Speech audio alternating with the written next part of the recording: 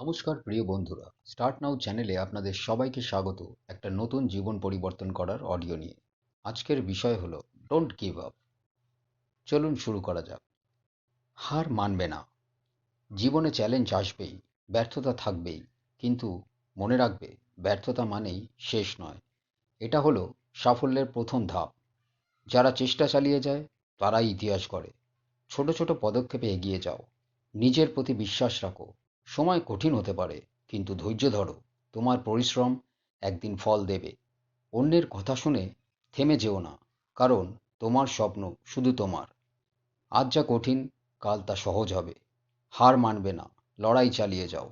তোমার গল্প একদিন অনুপ্রেরণা হবে অনেকের। নমস্কার, ভালো থাকুন, সুস্থ থাকুন।